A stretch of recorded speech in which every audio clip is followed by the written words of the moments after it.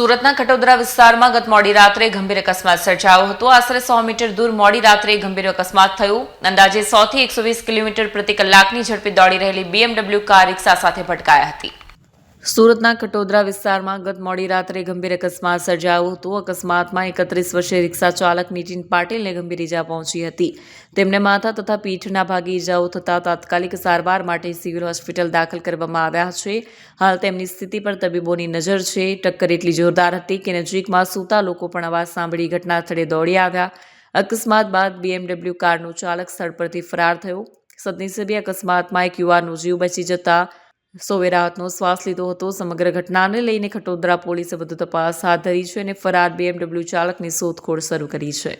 ये एक्सीडेंट करने वाला भाई BMW गाड़ी थी, डार्क ब्लू कलर था, 100 स्पीड के ऊपर क्या था और एक सीरीज गाड़ी थी, आई थिंक एक 6 कार सीरीज होगी। आपने नंबर प्लेट कुछ नोट किया था, कुछ नंबर वंबर? और क्या था 4055 4055 और आपका कुछ अनुभव था क्या उसमें कुछ? नहीं, मैं तो दूर था, मैं आया था ये भाई आगे भी ऐसे બહુ ફાસ્ટ હતો એટલે બહુ રફમાં હતો। आगे भी ऐसा ही है। આગળથી જ ફાસ્ટમાં આવતો હતો। અહીંયા રિક્ષા નોર્મલ ચાલતી હતી, રિક્ષામાં ટચ કરીને ગાડી સ્લો કરીને પછી ફરીથી સાઈડમાં જઈને પછી પિકઅપ કરીને અહીંયાથી સાઈડમાંથી ગયો। એ અહીંથી નહીં આગળથી કોઈ લાઈવ જોઈ હતી રિક્ષાને ઠોકતા વખતે?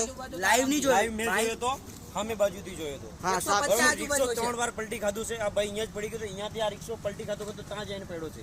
ઓકે, 150 આજુબાજુ તો ગાડી હશે આરામથી કેટલી ભાઈ?